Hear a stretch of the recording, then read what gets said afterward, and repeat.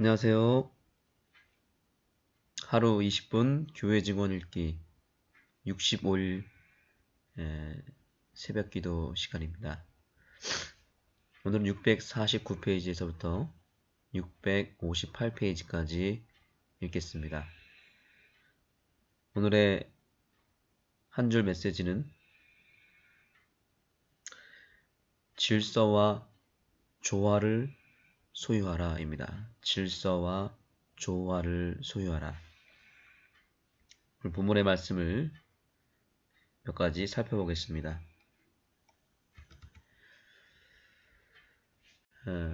649페이지입니다. 천사들은 조화를 이루어 활동한다. 완전한 질서가 그들의 모든 움직임을 특징 짓는다. 우리가 천사의 군대에게 있는 조화와 질서를 철저하게 본받을수록 우리를 위한 이 하늘 군대의 활동은 더욱 성공적인 것이 될 것이다. 아멘. 저와 여러분의 삶을 지키고 또 안내하고 또 우리를 따라다니는 존재들이 있죠. 바로 하늘의 천사들입니다.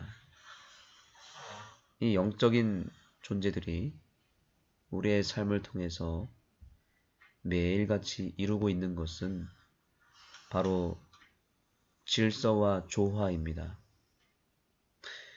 질서와 조화에 여러 가지 의미가 있겠지만 일단 질서라고 하는 것은 원칙,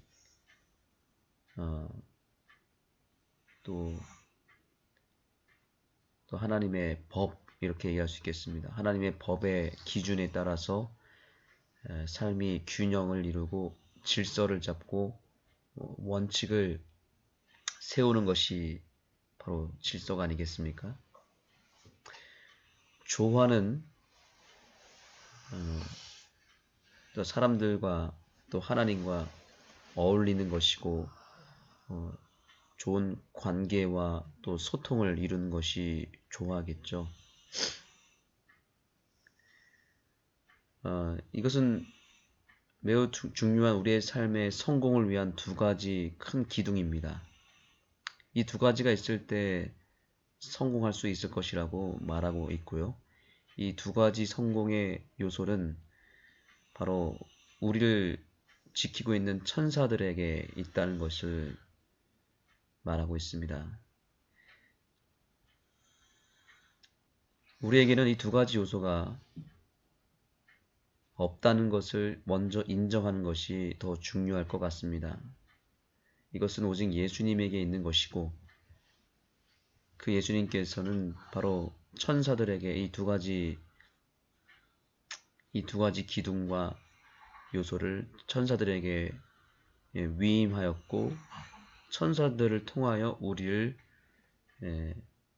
지키고 있다는 것입니다. 그러므로 결론적으로는 질서와 조화가 없는 우리에게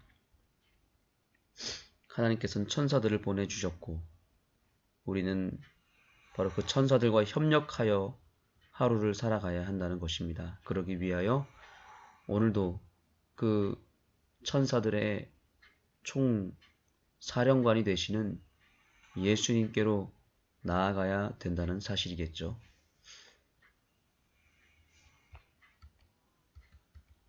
하늘의 사자들의 협력을 바라는 모든 사람들은 그들과 연합해서 일해야 한다. 하늘로부터 기름 부음을 받은 자들은 그들의 모든 활동을 통하여 질서와 훈련과 행동의 통일을 권장할 것이다. 결국 우리가 우리 주변 사람들과도 협력을 해야 되겠지만 하나님과 협력을 해야 되고 그 하나님과 협력하도록 도와주는 천사들과 협력하기만 하면 우리는 우리에게 없는 질서와 조화가 나타나게 될 것입니다. 질서와 조화를 소유하게 되는 것은 결국 한마디로 균형을 이루라는 것입니다. 우리는 균형진 사람이 되어야 되겠습니다. 질서라고 하는 것은 하나의 원칙인데 이 원칙만을 계속 고수하다 보면 자칫 율법주의자가 될 수 있겠죠. 너무 유두리가 없는, 융통성이 없는 꽉 막힌 사람이 될 수도 있겠죠. 오로지 질서만 추구하면 주변 사람들이 힘들어집니다. 그 질서를 확고하게 붙잡고 원칙을 확고하게 세운 사람이 조화를 이루는 사람이 되면 굉장히 그 사람은 매력적인 사람이 될 것입니다. 그래서 하나님은 질서와 조화를 이루는 일에 성공하라고 말하고 있는 것 같습니다. 반대로 조화로운 사람이 너무 조화로운 것에만 집중하다 보면은 원칙을 버리게 되고 질서가 없어서 사람이 중심이 없어지고 기준이 없기 때문에 아주 가볍고 신뢰성이 없는 허한 사람이 되어버립니다. 뭔가가 모자르고 부족하고 가벼운 사람이 되어버리고 신뢰가 없고 또 금방 무너지고 휩쓸리는 그런 나약한 사람이 되어버리고 자기 정체성이 없기 때문에 그냥 인생을 정신없이 살게 되겠죠. 그래서 질서가 분명하게 있는 상태에서 조화를 이루어야 되는 것입니다. 결국 균형을 맞추라는 것입니다. 보수적인 사람과 진보 혹은 개혁적인 사람이 따로 있는 것이 아니라 우리 재림교회 성도들은 확고한 율법의 질서 속에 살아가는 보수적인 사람도 되어야 되겠지만 그러나 우리가 가지고 있는 여러 가지 형식적인 틀과 오랫동안 지속됐던 그런 어떤 전통인과 교회의 어떤 여러 형식적인 것들 또 우리가 끝까지 붙들고 살았던 그런 우리 나름대로의 질서와 그런 방식들을 영혼들을 구원하는 일에 있어서는 과감하게 내려놓을 필요도 있는 것입니다. 그래서 세상 사람들과 또 우리의 구도자들과 섞이고 어울리고 조화를 이루고 그들의 눈높이에 맞춰서 그들을 섬기기 위하여 우리는 또한 매우 낮아질 필요가 있습니다. 필요하면 많은 것을 내려놓을 필요도 있습니다.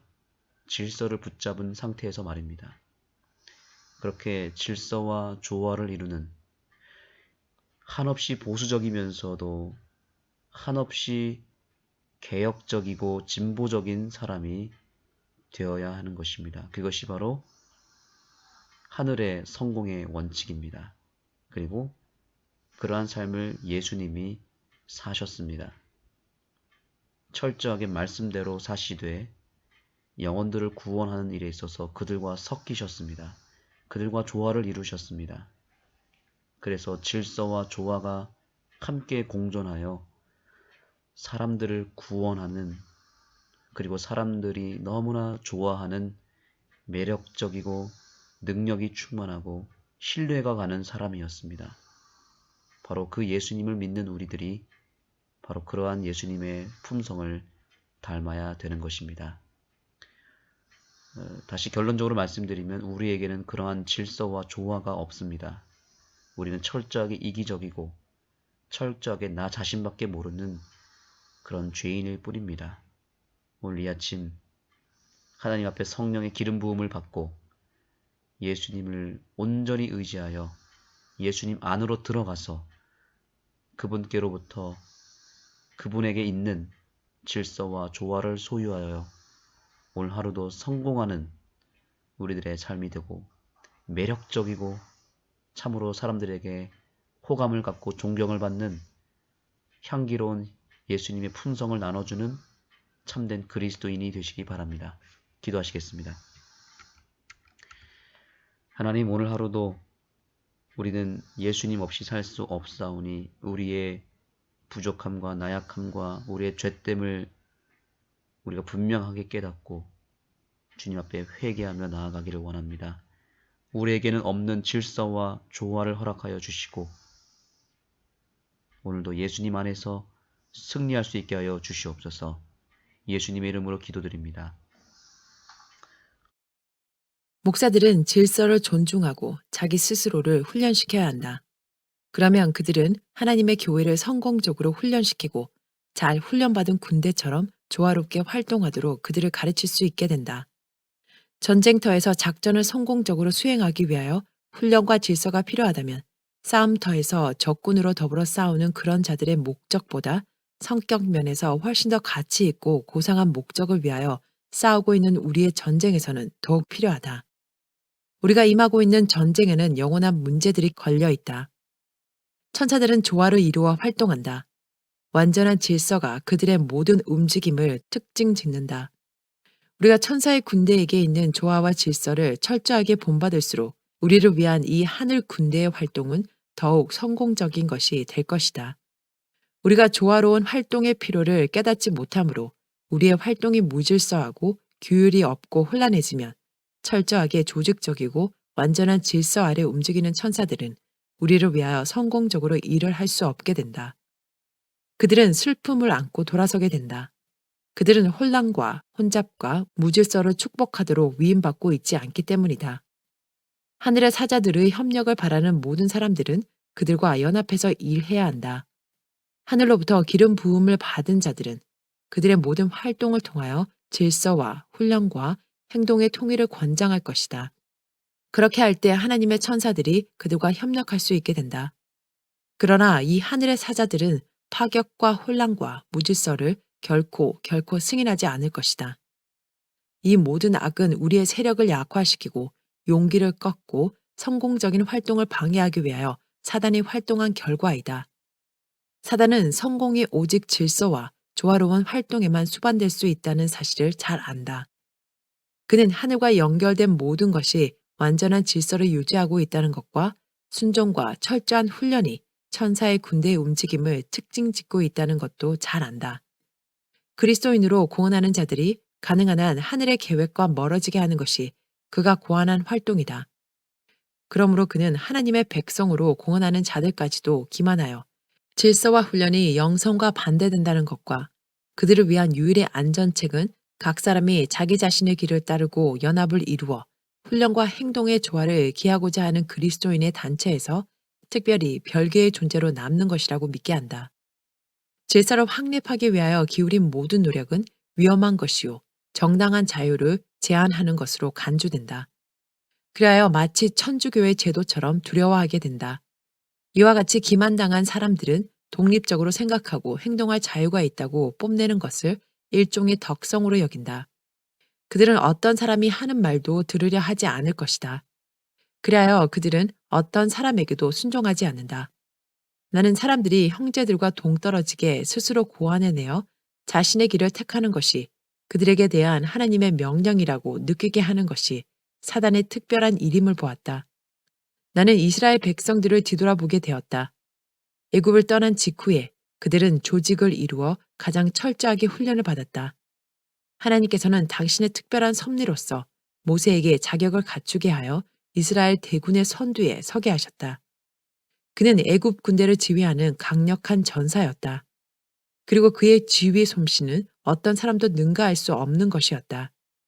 주님께서는 당신의 거룩한 성막이 택함받은 아무 지파에 의해서나 아무렇게나 관리되도록 버려두지 않으셨다.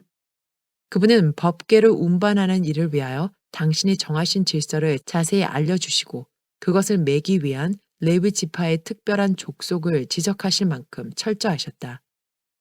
백성들의 유익을 위하여 또한 하나님의 영광을 위하여 그들이 어떤 특정한 장소에 장막을 쳐야 할 때에는 하나님께서 구름 기둥을 성막 위에 직접 머물게 하심으로 당신의 뜻을 알려주셨다.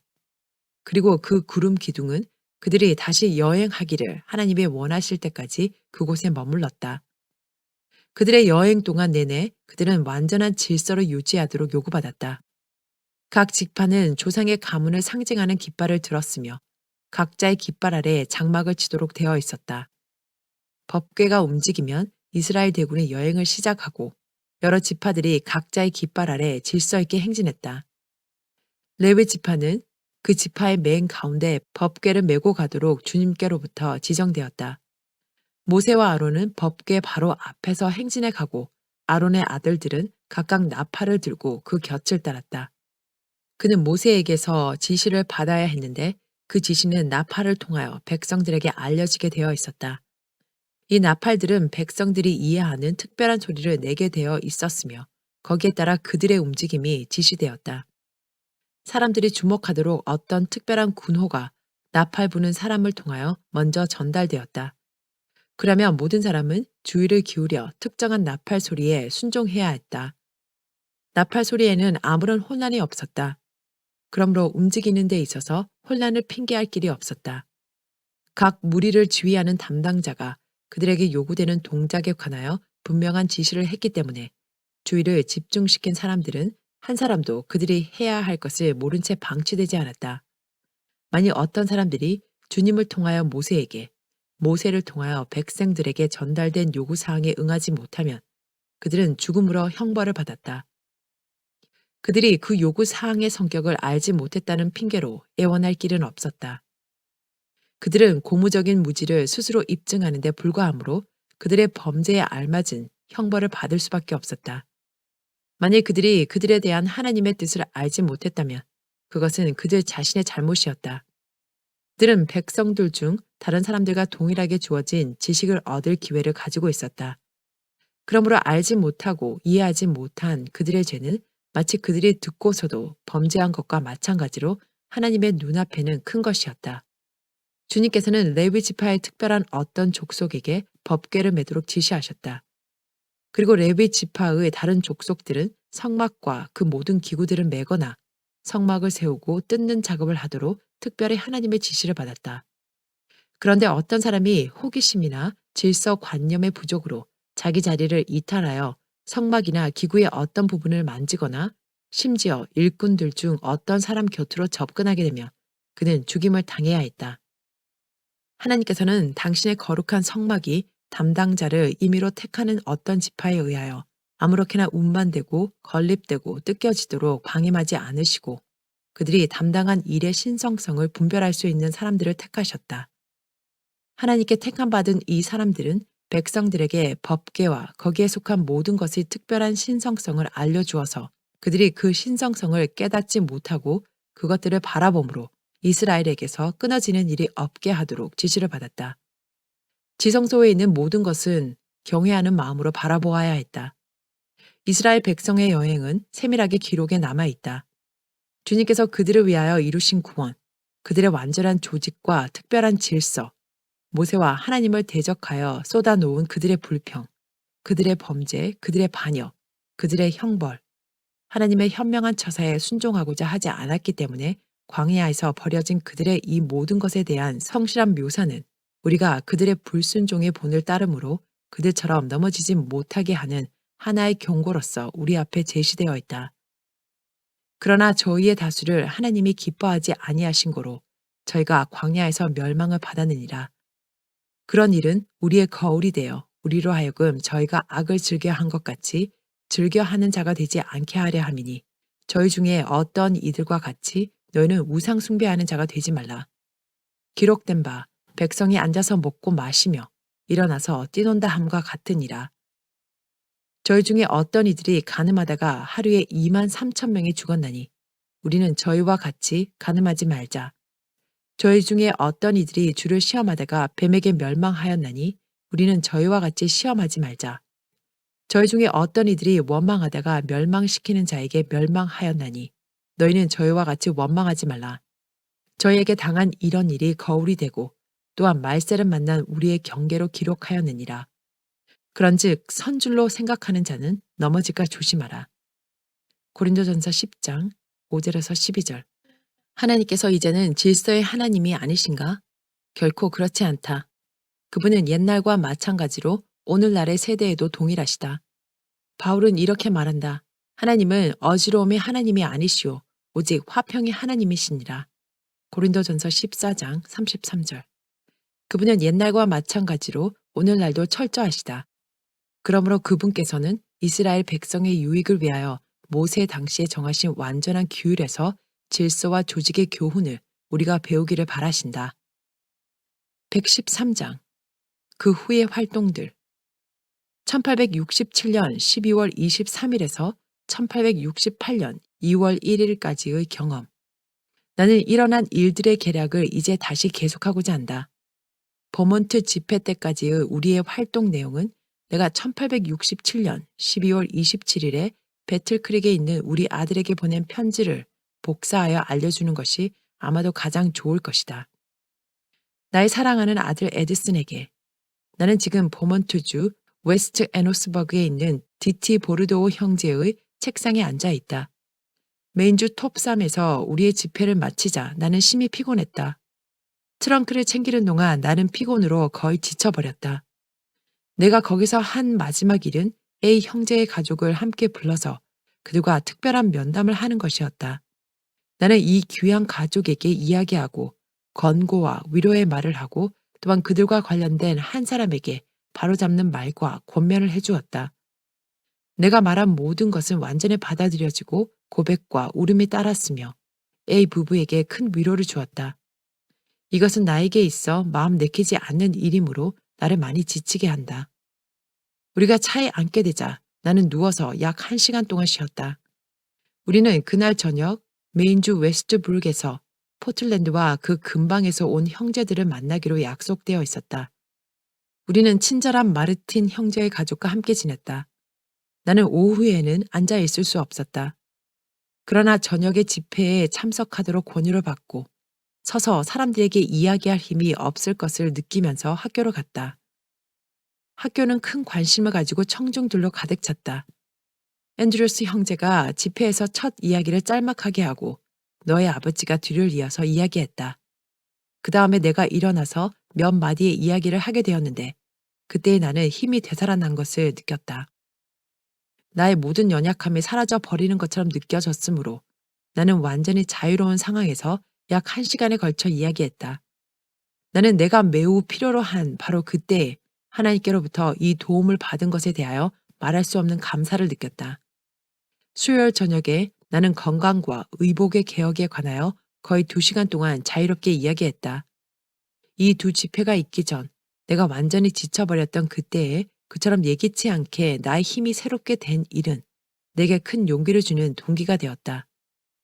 우리는 마르틴 형제의 가정을 방문하게 되어 기뻤으며 그들의 귀여운 자녀들이 마음을 그리스도께 바치고 그들의 부모와 함께 그리스도인 싸움을 싸워서 승리를 얻을 때 불멸의 면류관을 쓰는 것을 보기를 바란다. 목요일에 우리는 포틀랜드로 다시 가고 고웰 형제의 가족과 함께 식사를 했다. 우리는 그들과 특별한 대화의 시간을 가졌는데 그 일이 그들에게 유익한 결과가 되기를 바란다. 우리는 고웰 형제의 아내에 대하여 크게 관심을 가진다. 이 어머니의 마음은 그의 자녀들이 고통과 죽음을 당하여 조용한 무덤 속에 눕는 것을 봄으로 찢어졌다. 잠자는 그들에게는 아무런 괴로움이 없다. 그 어머니가 모든 진리를 찾아서 하늘의 보화를 쌓게 되기를 바란다. 그리하여 생명의 시여자께서 죽음의 큰 감옥에서 포로들을 나오게 하실 때 아버지와 어머니와 자녀들이 만나서 깨어졌던 가족 사슬의 고리를 다시 연결지어 더 이상 헤어짐이 없게 되기를 바란다. 고웰 형제는 우리를 그의 마차에 태워 역으로 데려갔다. 우리는 출발 시간 직전에 꼭 맞추어서 기차를 타게 되었다. 우리는 5시간 동안 기차를 타고 가서 맨체스터 정거장에서 A.W. 스미스 형제가 그 도시에 있는 자기 집으로 우리를 데려가기 위하여 기다리고 있는 것을 발견했다. 여기서 우리는 하루 저녁의 휴식을 얻기를 바랐다. 그러나 어찌된 일인지 꽤 많은 무리의 사람들이 우리를 맞이하기 위하여 기다리고 있었다. 그들은 우리와 함께 밤을 지내기 위하여 에머스트에서 9마일의 길을 달려왔다. 10시경에 잠을 잤다.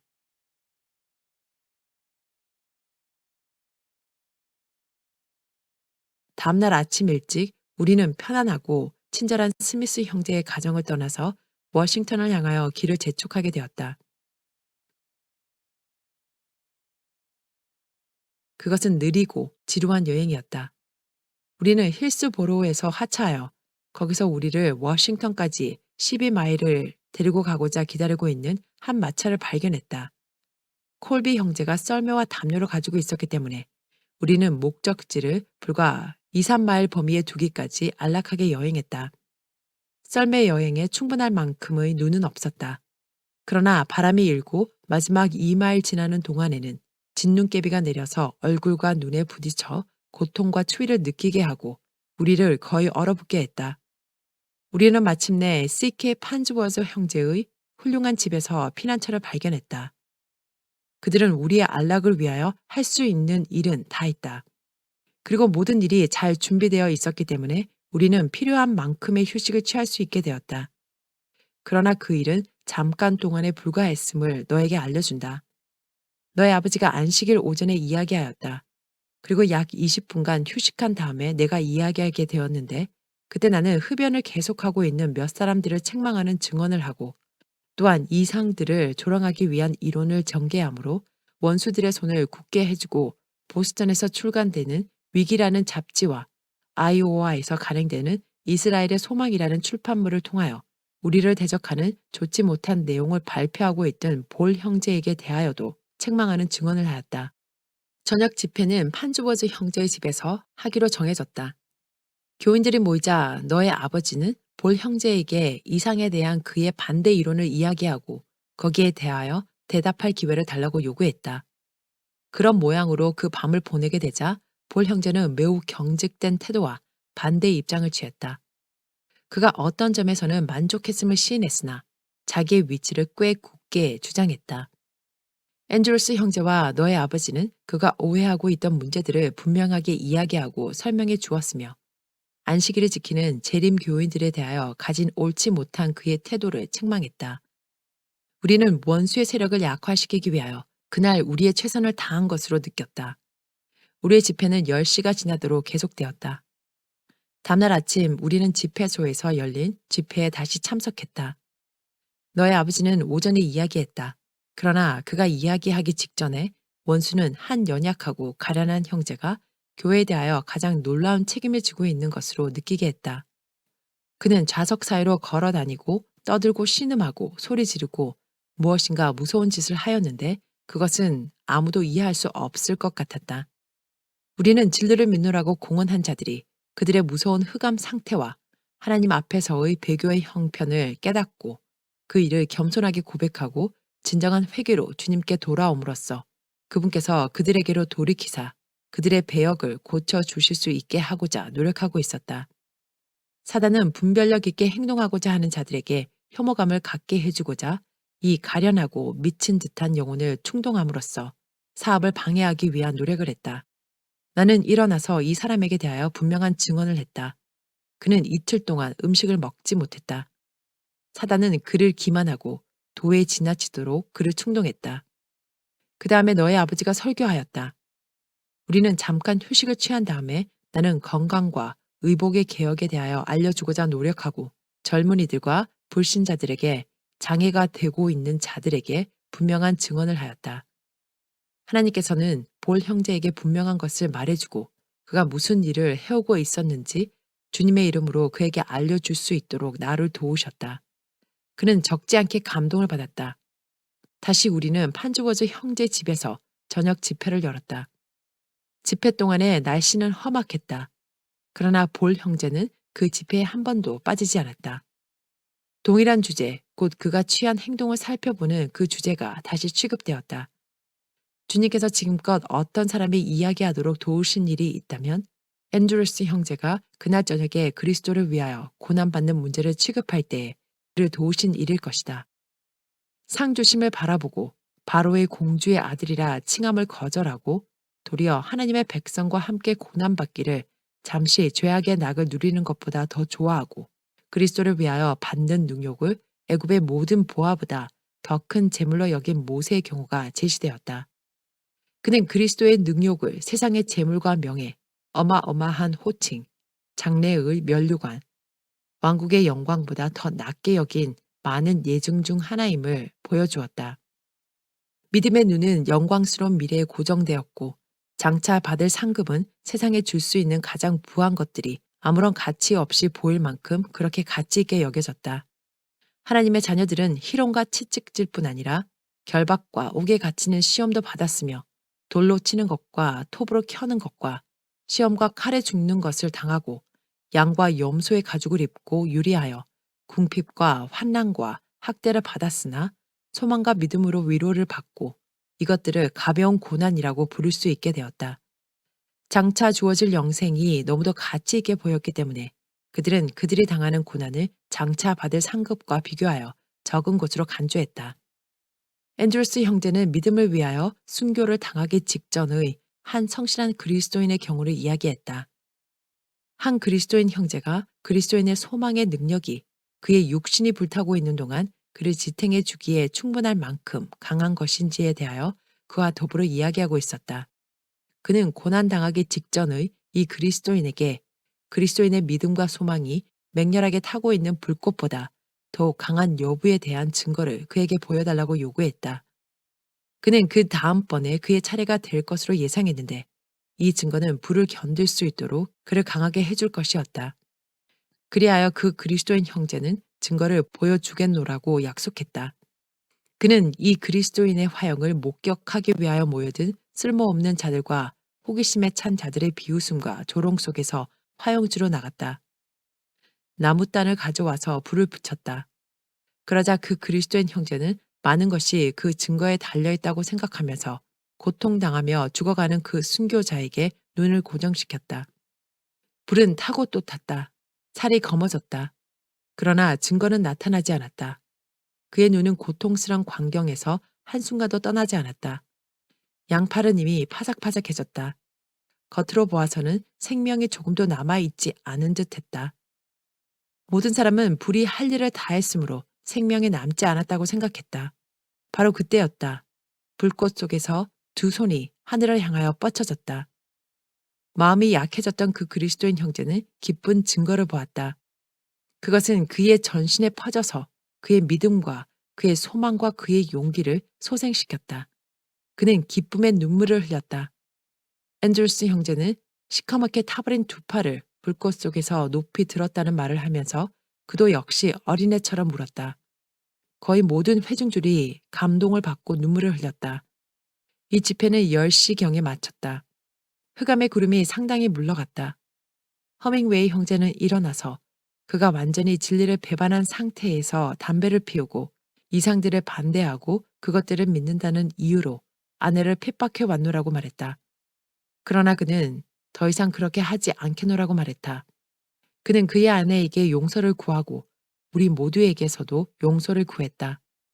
그의 아내는 감격한 마음으로 이야기하고 그의 딸과 다른 몇 사람들은 일어나서 기도해달라고 했다. 그는 화이자매가 증거한 증언이 보좌에서 직접 온 것 같다고 말하면서 다시는 감히 그것을 반대하지 않겠노라고 말했다. 그러자 볼 형제는 우리가 살펴본 바대로 실상이 그러하다면 그의 경우가 대단히 잘못되었노라고 말했다. 그는 자신이 여러 해 동안 배교한 상태에 놓여 있었고 젊은이들의 진로를 가로막고 있었다는 사실을 깨달았노라고 말했다. 우리는 그렇게 시인한 데 대하여 하나님께 감사했다. 우리는 월요일 아침 일찍 떠나기로 계획하고 버몬트주 브레인트리에서 안식일을 지키는 약 30명의 사람들과 만나기로 약속했다. 그러나 그처럼 계속적으로 활동한 후에 25마일의 거리를 여행하기에는 너무도 춥고 거칠고 사나운 날씨였다. 그래서 우리는 이곳에 머물러 있으면서 볼 형제가 진리를 대적하는 편에 서든지 위하는 편에 서든지 어느 한편을 택함으로 교회가 그의 일 때문에 더 이상 시달리지 않게 될 때까지 인터넷에서 일을 계속하기로 마침내 결정했다. 집회는 월요일 오전 10시에 시작되었는데 노드맨과 하워드 형제가 참석했다. 매우 허약하고 신경도 쇠약하며 마치 지난날에 너의 아버지가 병들었을 때와 거의 같은 상황에 처해 있는 뉴엘 미드 형제도 그 집회에 참석하기 위하여 왔다. 교회의 상태가 다시 숙고되었고 가장 가혹한 책망이 교회의 번영의 길을 막은 자들에게 주어졌다. 가장 열렬한 호소로 우리는 그들이 하나님께로 돌아와서 방향을 정반대로 바꾸도록 간언했다. 주님께서는 그 사업을 통하여 우리를 도우셨고 볼 형제는 감동을 받았으나 천천히 행동으로 옮겼다. 그의 아내는 그를 깊이 동정하였다. 우리의 오전 집회는 오후 3시 내지 4시경에 마쳤다. 이 모든 시간 내내 우리는 한 사람씩 돌아가면서 회개하지 않은 젊은이들을 위하여 열렬하게 활동했다. 우리는 다음 집회를 저녁 6시에 시작하기로 정했다.